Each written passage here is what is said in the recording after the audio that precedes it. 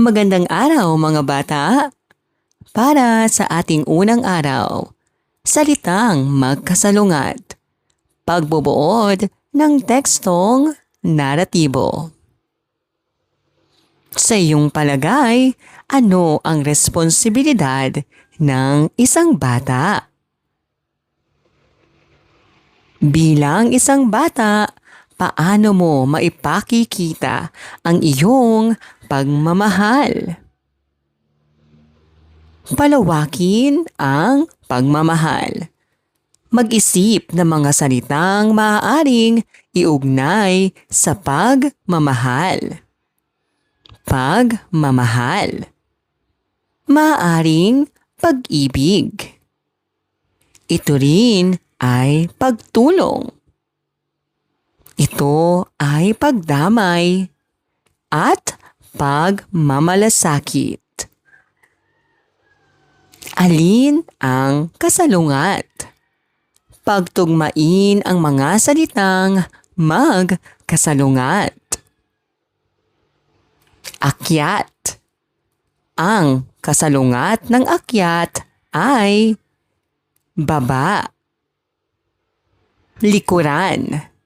Ang kasalungat ng likuran ay harapan. Ang kasalungat ng mataas ay mababa. Ang kasalungat ng naligtas ay napahamak. At ang kasalungat ng iniwan ay isinama. Nakakita na ba kayo ng taong nangangailangan ng tulong? Ano ang ginawa ninyo sa kanila? Basahin natin. Ang pagmamahal sa kapwa. May isang grupo ng mga lalaki na umakyat sa isang mataas na bundok. Habang sila ay naglalakbay, nagkaroon ng pagguho ng yelo. Marami ang nasugatan at namatay. Ngunit 3 lalaki ang himalang nakaligtas. Isa sa kanila ang malubhang napilayan.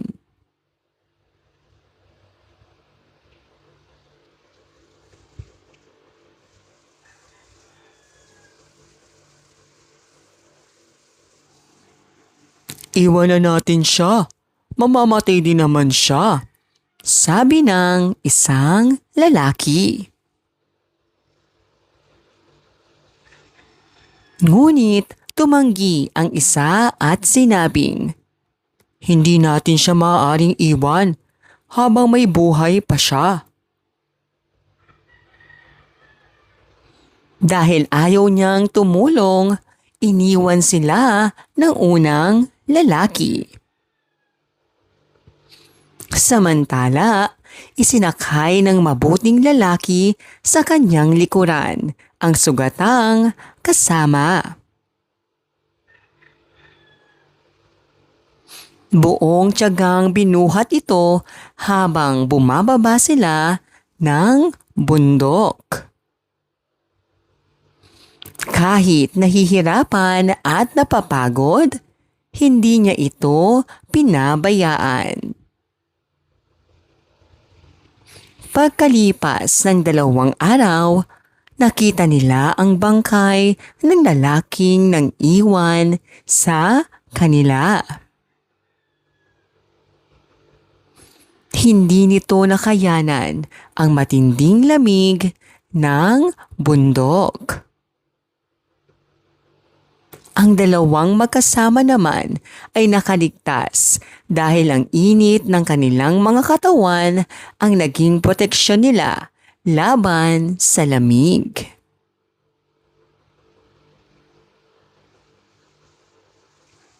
Mula sa karanasang ito, natutuhan nila na ang pagmamahal, pagtulong at malasakit sa kapwa ay nagdudulot ng kabutihan at kaligtasan.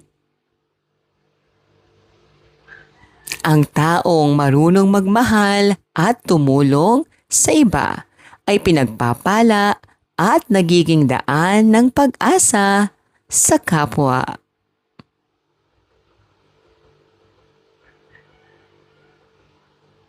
Ano ang tinangkang akyatin ng isang grupo ng kalalakihan? Ano ang nangyari sa kanilang pag-akyat? Ilan ang milagrong nakaligtas sa pagguho ng yelo? Ano ang mungkahi ng isang lalaki sa kanyang kasamahang nasugatan? Bakit hindi iniwan ng isang lalaki ang kasamahang sugatan? Ano ang higit na nangibabaw sa kaniya? Anong aral ang nais iparating ng parabola sa inyo bilang mga bata? Ibuod mo. Gamit ang mga larawan ay ibuod ang kwento.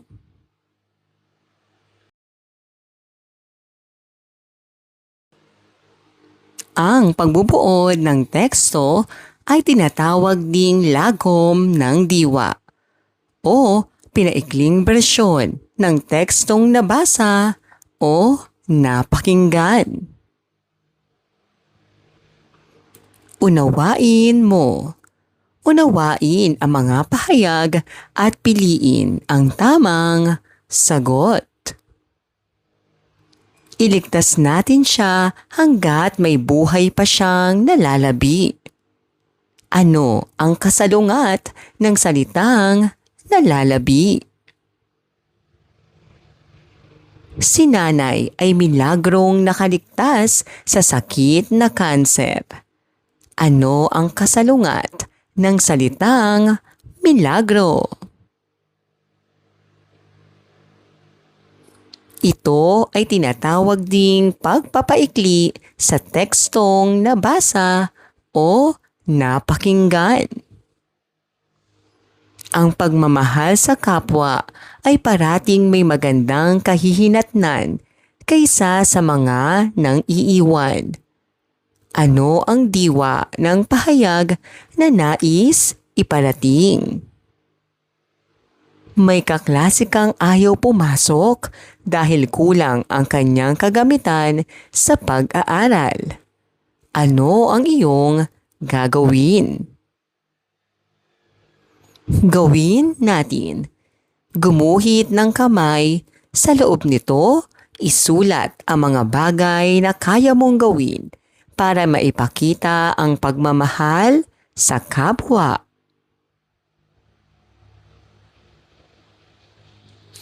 Ikalawang araw, bahagi ng pangungusap.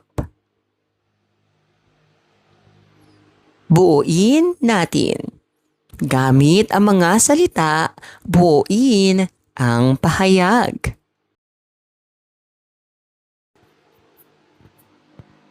Mahalin natin ang ating kapwa, maging babae o lalaki man, sapagkat sila ay hindi naiiba. Basahin natin. Hi, ako si CJ. Bago lang ako rito. Ako naman si Che. Taga rito ako. Ang ganda ng mga tanawin sa lugar na ito. Pinangangalagaan ang mga iyan, kaya marami rin ang humahanga rito. Humahanga rin ako sa disiplina ng mga taong naninirahan dito. Ipinagmamalaki ko ang bayang sinilangan ko. Sino-sino ang nag-uusap sa dialogo? Ano ang paksa ng kanilang usapan? Ano ang hinangaan ni CJ sa mga kababayan ni Che? Sino ang pinag-uusapan? Tukuyin kung sino ang pinag-uusapan sa pangungusap. Si Kuya ay naglalaro. Nagbigay ng regalo si Binibining Elizabeth. Si Ate ay nagdarasal gabi-gabi. Damo ang kinakain ng mga baka. Nagsulat ng tula ang kapatid ko. Ang simuno ay ang bahagi ng pangungusap na nagsasaad kung sino o ano ang pinag-uusapan. Ito ay maaaring tao, bagay, lugar o pangyayari. Ang simuno ay madalas na nasa unahan ng pangungusap. Ngunit maaari din itong matagpuan sa ibang bahagi ng pangungusap. Tukuyin ang simuno. Tukuyin kung alin ang simuno sa bawat pangungusap. 3 lalaki ang milagrong nakaligtas mula sa grupong iyon. Ang simuno ay lalaki. Maraming tao ang nasugatan at namatay. Ang simuno ay tao. Isang mataas na bundok ang tinangkang akyatin ng grupo ng kalalakihan. Ang simuno ay bundok. Mas hindi ko makakayang iwan siya rito. Ang simuno ay siya. Simuno o hindi. Sabihin ang S kung ang may salungguhit sa pangungusap ay simuno at H kung hindi. Ang mga ibon ay lumilipad sa himpapawid. Si Lorna ay mahilig gumuhit. Sila ang tumulong sa mga nasalanta ng bagyo. Sa Luneta nagtutungo ang mag-anak upang mamasyal. Ang mga gulay ay masustansyang pagkain.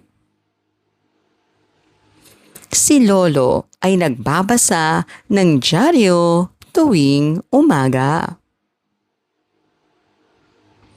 Nagbigay ng bigas ang mayamang pamilya. Gawin natin. Ikahon ang simuno sa pangungusap.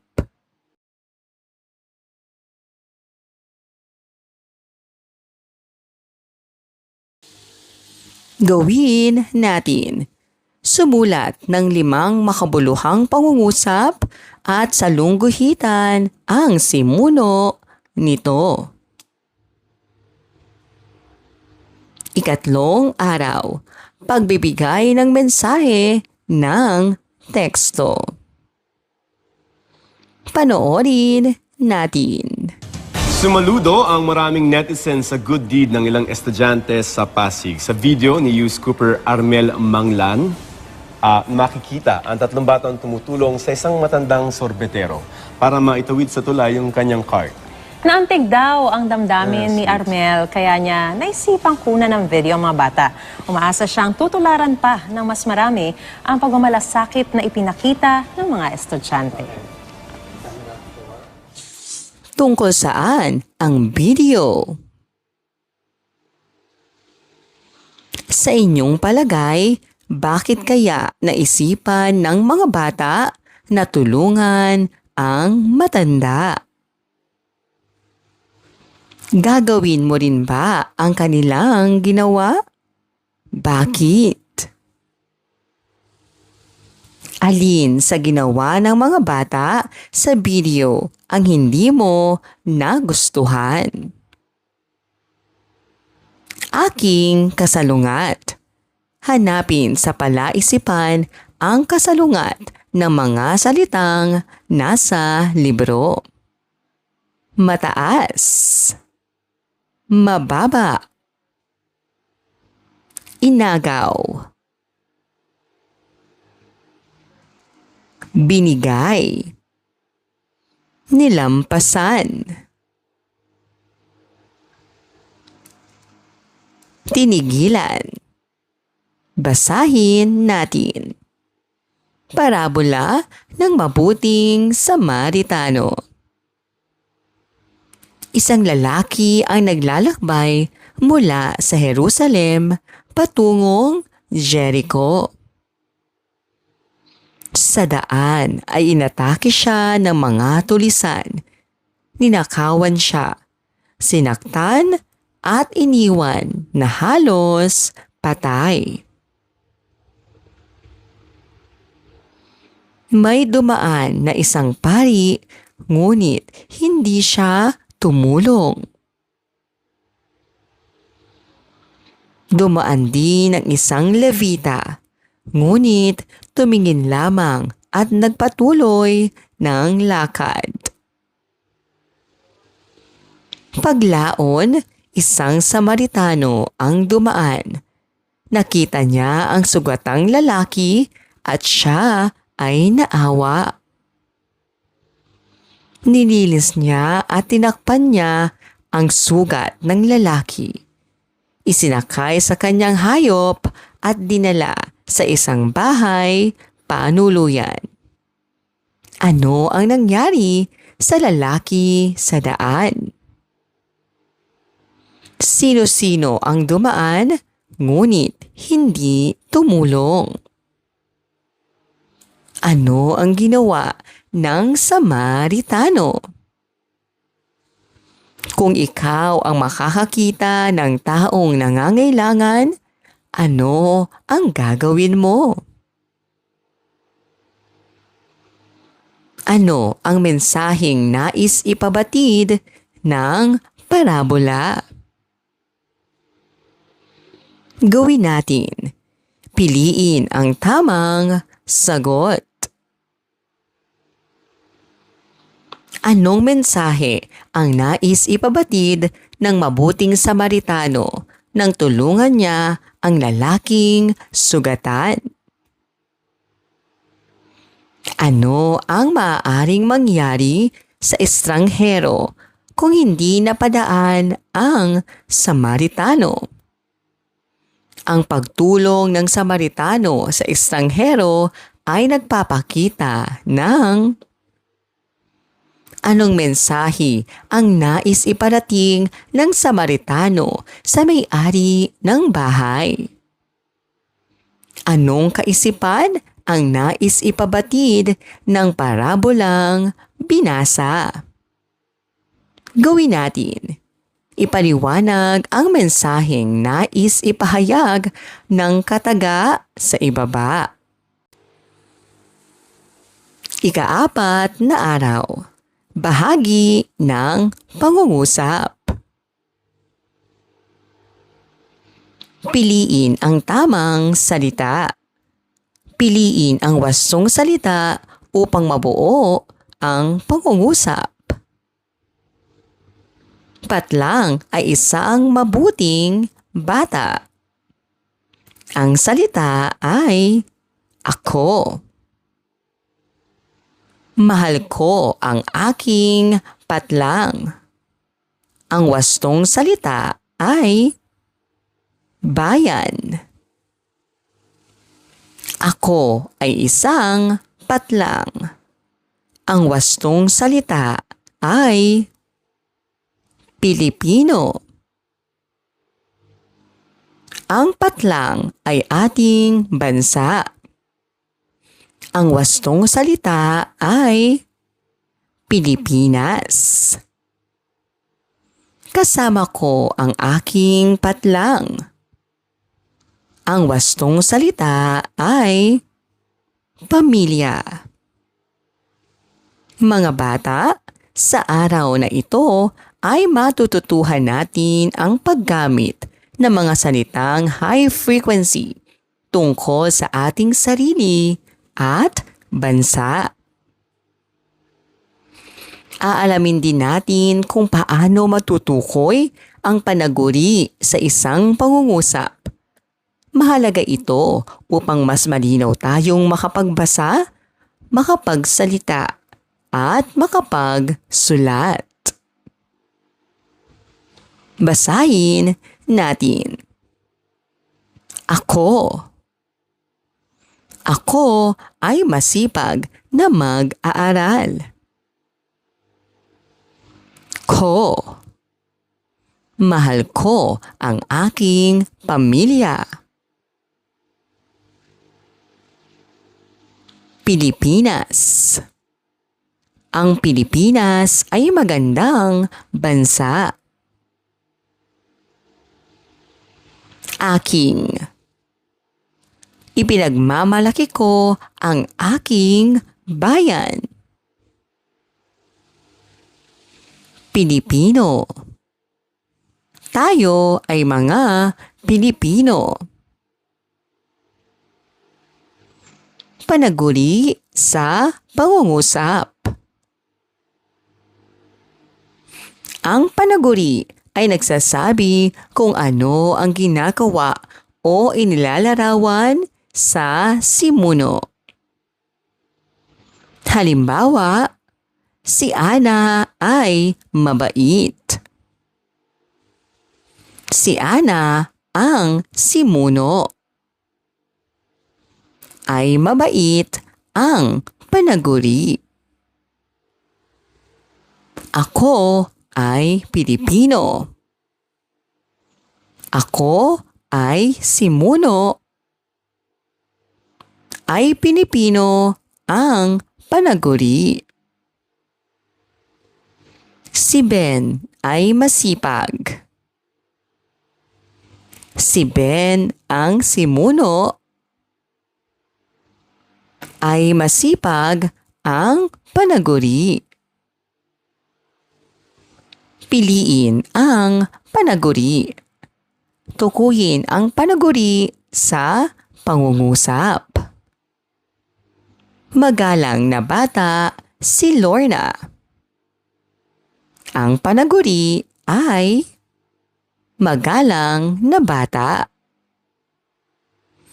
Ang Pilipinas ay maunlad. Ang panaguri ay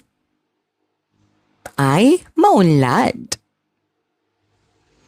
Si Ben ay masaya. Ang panaguri ay masaya.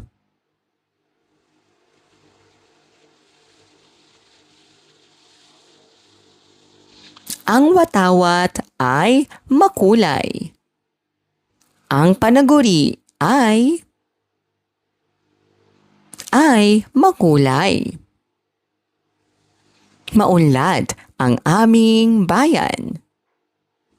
Ang panaguri ay maunlad. Ang high-frequency words ay mga salitang madalas gamitin at makita sa pagbabasa at pagsasalita. Ang panaguri ay bahagi ng pangungusap na nagsasabi ng kilos o naglalarawan sa simuno. Gawin natin. Salungguhitan ang panaguri sa bawat pangungusap. Gawin natin. Iguhit mo. Ako at ang aking bansa. Maraming salamat po sa inyong panonood at pakikinig. Hanggang sa muling pag-aaral ng asignaturang Filipino. Paalam!